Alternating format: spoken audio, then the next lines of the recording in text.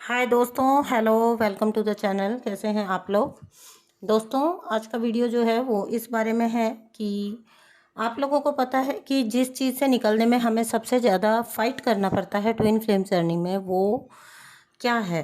ठीक है, तो ये मुझे आपको बार बार बताने की ज़रूरत नहीं है। जो एक एम्पैथ की सबसे बड़ी कमज़ोरी होती है वो है उसका इमोशनली को डिपेंडेंट होना। ठीक है, या फिर इमोशनल अटैचमेंट्स अपने बना के रखना। ठीक है, तो इमोशनल कोड जब आप अपने किसी के साथ अटैच करके रखते हो तो obviously if that person is your कार्मिक नार्सिसिस्ट, जिनके साथ भी आपने अपने इमोशनल कोड्स डेवलप कर लिए हैं, या मैं तो ये कहती हूँ कि आपका ट्विन फ्लेम है, जब तक वो डिस्टॉर्टेड फॉर्म में भाई अवेकन नहीं है और वो आपको किसी तरह से वो जो सिचुएशन है ट्विन फ्लेम के साथ वाली, वो आपको किसी भी तरीके से सर्व नहीं कर रही। ठीक है, तो मैं ये मानती हूँ कि इस टाइम पे आपको जो है पूरी तरह से ना इमोशनली डिटैच हो जाना ही एकमात्र जो है सॉल्यूशन होता है आपकी अपनी मेंटल पीस एंड आपकी अपनी उसके लिए, आपकी अपनी ग्रोथ के लिए। ठीक है, तो ये क्या बात हुई कि आपका ट्विन फ्लेम होने के नाम पे आए बंदा और आपकी एनर्जी को हिला के चला जाए पूरी तरह से। ठीक है, क्योंकि आपके इमोशनल अटैचमेंट्स हैं उसके साथ, जब जब वो आए आपको बुद्धू बनाए,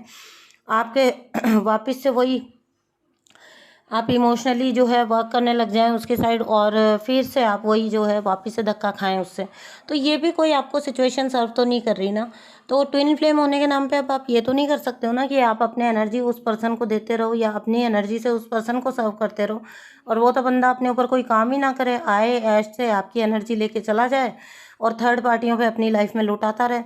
ठीक है, तो यहाँ पे जो है मेरा बेसिकली कहने का मीनिंग ये है, चाहे कार्मिक हो, चाहे नार्सिसिस्ट हो, चाहे आपका ट्विन फ्लेम ही क्यों ना हो, लेकिन आपका इमोशनल डिटैचमेंट उन लोगों से बहुत ज़्यादा ज़रूरी है आपकी अपनी ग्रोथ के लिए, आपकी अपनी असेंशन के लिए, आपकी अपनी पीस के लिए। एंड रिमेंबर, चाहे आपका ट्विन फ्लेम है, चाहे कार्मिक है, चाहे कोई भी है, रिमेंबर वन थिंग, हमेशा एक चीज़ नोटिस करिए, सब अपने ही बारे में सोचते हैं। ठीक है, उनकी लाइफ में दे कम फर्स्ट, आप कभी उनके लाइफ में प्रमुखता से नहीं आते हो। ठीक है, तो आपकी लाइफ में भी जो है आपकी उसके अंदर भी आपकी प्रायोरिटी भी आप खुद ही होने चाहिए, आपकी लाइफ में भी आप ही अपने लिए इम्पोर्टेंट होने चाहिए, ना कि कोई और। तो इमोशनली डिटैच होना, जो हम वर्ड बोल देते हैं कि इमोशनली डिटैच करो, खुद को डिटैच करो, खुद को डिटैच करो, जो बार बार बोला जाता है। ठीक है, कहना बहुत ईजी होता है लेकिन मैं जानती हूँ कि ये करना कितना मुश्किल होता है। इवन अपने कार्मिक्स के साथ भी आप जो है अटैचमेंट्स अपने नहीं छोड़ पाते हो, और इसीलिए तो आप इतना तकलीफ पाते हो, इसीलिए तो वो बार बार आपको ड्रेन कर पाते हैं, क्योंकि आप इमोशनली उनसे अटैच्ड होते हो। कहीं ना कहीं आपने अपने कोर्स उनके साथ डेवलप किए हुए होते हैं, जिनको आप नहीं उनको फिर रिमूव कर पाते हो, और इस वजह से आप बहुत तकलीफ उठाते हो। ठीक है, तो यहाँ पे आज जो है कॉर्ड कटिंग सेशन जो आपका होता है वो तो होता ही है। ठीक है, कॉर्ड कटिंग में तो आप कर ही लेते हैं। कॉर्ड कटिंग तो एक प्रैक्टिस है जो आपको करती रहनी चाहिए ग्रेजुअली, टाइम टू टाइम। ठीक है, अब यहाँ पे आपको जो है एक दो कुछ छोटे छोटे सिंपल टिप्स भी बता देती हूँ, जिससे कि आप ना बहुत ज़्यादा अपनी एनर्जी सेव कर पाओगे अपने को डिटैच करके।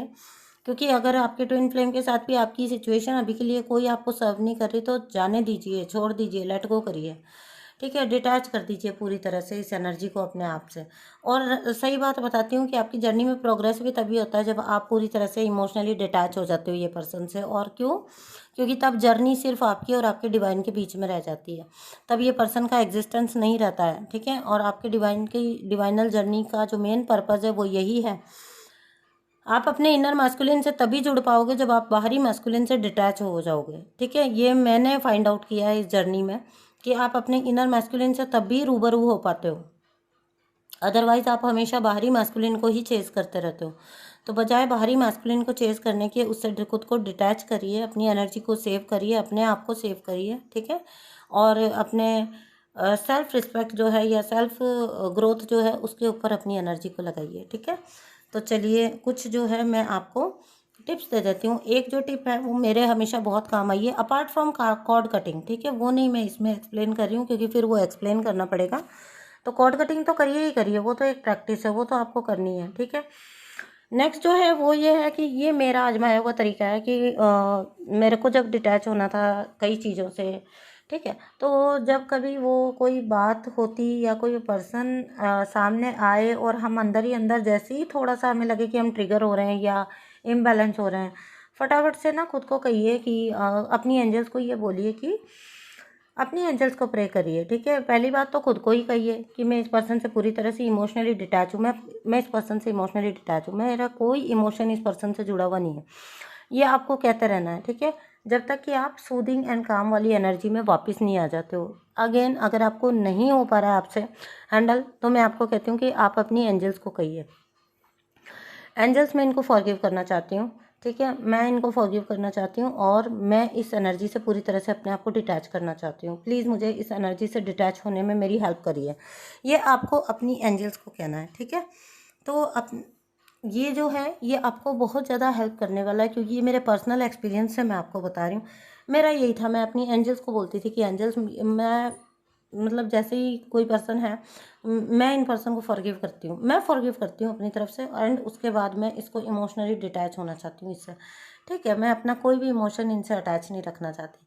तो ये आपको एंजल जो है वो हेल्प करके आपको फ्री करा देती हैं उस पर्सन से, चाहे वो आपका कार्मिक है, ट्विन फ्लेम है। ट्विन फ्लेम भी अगर आके आपको बर्बाद करके जा रहा है, कड़वा बोल के जा रहा है, आपकी एनर्जी को हिला के जा रहा है, आपको है ना, फालतू का नार्सिसिस्ट आपके साथ बिहेव कर रहा है, तो क्या मतलब है उसके साथ भी आपको उसको चेज़ करते रहने से। इमोशनली भी अगर आप उसको चेज़ कर रहे हो तो भी आप चेज़ तो कर ही रहे हो ना, तो इमोशनली अपने आप को डिटैच करिए। चलिए नेक्स्ट है कि आप अपना, पहले तो आप अपने अंदर, हाँ ये भी बिल्कुल ध्यान रखिए कि आपको ये डिटैचमेंट चाहिए क्यों, ठीक है। फॉरगिव बट नेवर फॉरगेट, समझे मेरी बात। फॉरगिव कर दीजिए, फॉरगिव तो करना ही है, वो तो हमारे पास अल्टीमेट सॉल्यूशन है ही है, लेकिन फॉरगेट नहीं करना कभी भी। जो वो पर्सन का नेचर है, बेसिक नेचर है, जैसा उनका पैटर्न्स है, जिन पैटर्न्स के थ्रू वो आपको आके डील करते हैं, उनको कभी फॉरगेट नहीं करना, क्योंकि कोई भी पर्सन जो है वो अपनी आदतें नहीं बदलने वाला, ठीक है। वो जैसे हैं वो वैसे ही रहेंगे, उनका बिहेवियर, उनका नेचर वैसा ही रहेगा। तो ये फॉरगेट नहीं करना आपको। फॉरगिव का मतलब ये नहीं होता कि आओ जी हमें वापस से थप्पड़ मार के चले जाओ, हमने आपको फॉरगिव कर दिया। नहीं, आपको ये पता रखना है कि ये पर्सन जो है इस मौके आने पे बड़ा बुरा धोखा देता है या बड़ा बुरी चीज़ करता है, ठीक है। तो उस लेवल तक आपको जाना ही नहीं है। वो पर्सन तो अपना पैटर्न ब्रेक नहीं करेगा, पैटर्न आपको ब्रेक करना है। उस पर्सन के साथ आपको उस लेवल तक जा ही ना पाओ, ऐसी सिचुएशन ही नहीं आने देनी है आपको, ठीक है। बार बार जो आपका पैटर्न रिपीट होता था ना, तो क्या करना है, keep reminding yourself the main reason. ये मेन रीज़न जो होता है ना, जो कुछ भी आपकी लाइफ का मेन रीज़न है, जो कुछ भी उनका पैटर्न है, जो आपको याद है कि ये ऐसा ही करते हैं हमेशा, तो जो एक लाइन होती है ना कि ये ऐसा ही करते हैं हमेशा, तो वो ऐसा जो कुछ भी करते हैं उसको हमेशा कभी भूलना नहीं है। ऑलवेज रिमाइंड योरसेल्फ, ठीक है। और आप ये रिमाइंड कराते रहेंगे खुद को रीज़न, तो आपको डिटैच होने में हेल्प भी मिलेगी। क्योंकि क्या होता है कि समटाइम्स ना आप बस अफर्मेशन दोहरा रहे हो तो अंदर का रीज़न तो आप भूल ही चुके होते हो, ठीक है। वो पर्सन आता है, फिर से आप फॉरगिव कर देते हो, फिर से आप वापस से फॉरगिव करना और वापस से उस लूप में चले जाना, इन दो चीज़ों में फ़र्क होता है। लेकिन आपके लिए फॉरगिवनेस का मतलब होता है, इस पूरी दुनिया 3D वर्ल्ड के लिए फॉरगिवनेस का मतलब बता देती हूँ, माफ़ करके जी वापस उसी गंदे से लूप में वापस चले जाओ, उसी गंदे से रिश्ते में वापस चले जाओ। माफ़ करना इसको थोड़ी ना कहता है। 3D वर्ल्ड में माफ़ करना ये है लोगों के लिए। माफ़ करो, उस पर्सन के साथ फिर से एक हो जाओ, फिर वो पर्सन अगली बार तुम्हें थोड़ी दिन बाद फिर वो अपना पैटर्न दोहराएगा और फिर तुम हर्ट हो जाओगे और फिर तुम्हें उतना ही वर्क वापस करना पड़ेगा। ये 3D की डेफिनेशन है माफ़ी की। जबकि हमारे लेवल पे फॉरगिवनेस होती है सोल लेवल पे। सोल लेवल पे आपने वो पर्सन को फॉरगिव किया है, डजंट मीन कि आपको रहना उनके साथ या उनके साथ कॉप अप करना या उनकी सिचुएशन में बार बार जाना आपकी मजबूरी है। यहाँ 3D वाले आपको यही मजबूर करते हैं। इनका माफ़ कर दो, जब ये कहते हैं ना माफ़ कर दो, चलो छोड़ो, चलो बात को ख़त्म करो, इनका मतलब सीधा सीधा यही होता है कि जाओ जी वापस उसी बंदे के साथ जाके वापस से रहने लग जाओ, फिर से वापस से वही बेवकूफ़ियाँ जो है उसकी सहन करो आप। ये कतई मतलब नहीं होता फॉरगिवनेस का। आप फॉरगिव करके भी डिटैच रह सकते हो, दूर रह सकते हो, अपनी एनर्जी कट करके रह सकते हो, स्टिल आपने फॉरगिव भी कर दिया, ठीक है।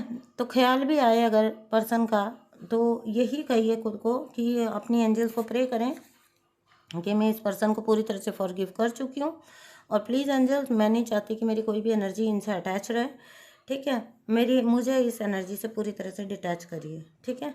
सेकंड थिंग है, अपने आप को जो है ना, इस टाइम पे जब आप किसी से डिटैच होने का प्रयास कर रहे हो ना, कोई भी हो सकता है वो, किसी भी एनर्जी से अपने आप को डिटैच करने का प्रयास कर रहे हो, तो सेकंड टिप आपके लिए ये है कि अपने आप को ना सुपर बिजी कर लो, सुपर बिजी।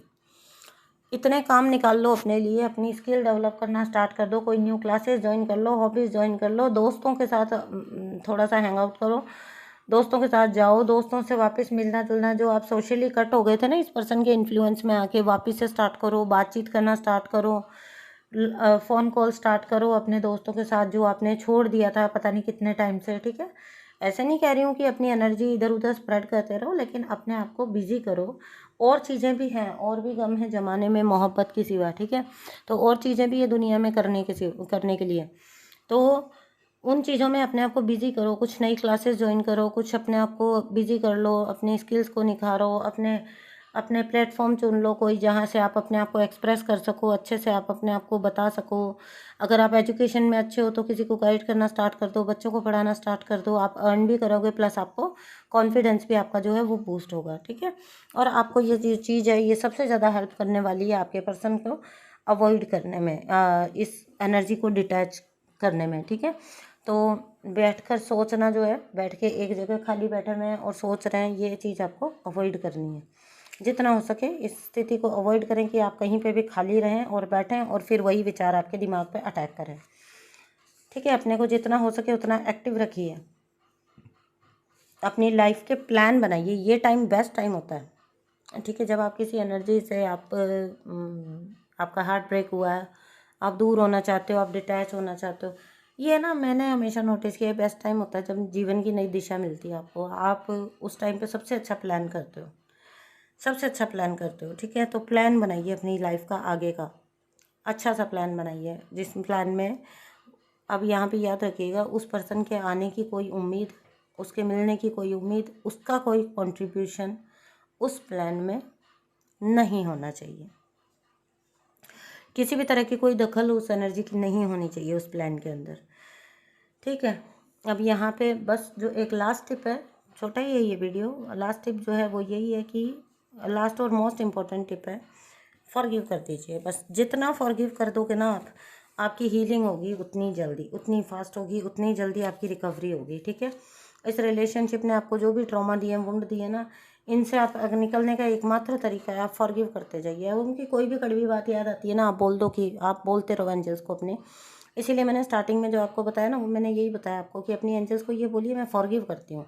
फॉरगिव किए बिना ना आप डिटैच होना बड़ा मुश्किल है, क्योंकि जब तक आप फॉरगिव नहीं करते जाओगे एक एक चीज़ के लिए, जब जब आपको वो सिचुएशन याद आए कि फलां बंदे ने ये किया था, बोलो फटाफट अपनी एंजल्स को कि मैं फॉरगिव करना चाहती हूँ, मैं फॉरगिव करना चाहती हूँ। ठीक है, और मैं आगे से, मुझे इस एनर्जी से कोई डील नहीं चाहिए, मेरा और इनका लेन देन चुक्त होता है, मैं इनके साथ अपना सब लेन देन चुक्त करना चाहती हूँ, और मैं इनको फॉरगिव करके अपनी लाइफ में आगे बढ़ना चाहती हूँ, एंजल्स डिटैच होना चाहती हूँ।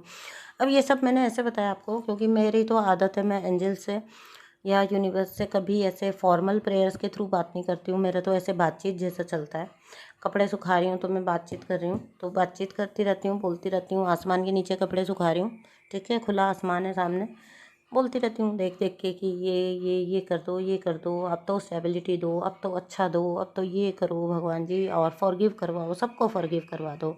जिसने जो किया वो अपनी समझ के हिसाब से किया, समझ के अकॉर्डिंग किया, फॉरगिव करवा दो। ठीक है ना, तो वो पर्सन मेरी समझ के अकॉर्डिंग कैसे बिहेव कर सकता था, वो अपनी समझ के अकॉर्डिंग बिहेव करेगा, तो उसने वही किया जो उसको ठीक लगा, तो फॉरगिव करवा दो, फॉरगिव कर दो। मेरी हीलिंग पे ध्यान दो आप एंजल्स, मुझे मेरी हीलिंग पे लगा दीजिए, बस मेरी हीलिंग में मुझे हेल्प करिए। ये पर्सन को फॉरगिव करवाइए, इससे मुझे डिटैच करवाइए, इस एनर्जी से मुझे फुल्ली डिटैच करवाइए। फिर आप जादू देखना, जादू होता है, फिर आप खुद ही फील करोगे, इतना फास्ट हो जाएगा ये प्रोसेस डिटैच होने वाला। ठीक है, तो यही मुझे आज कुछ बातें थी जो आपसे शेयर करनी थी, मुझे लगा ये आपको हेल्प करेंगी बहुत ज़्यादा, तो मुझे लगा छोटी सी बात मैं इसके ऊपर भी करूँ आपके साथ। बाकी जो मेरा कार्मिक वाला वीडियो है वो कल आएगा आपके लिए। थैंक यू सो मच दोस्तों, थैंक्स अ लॉट, बाय।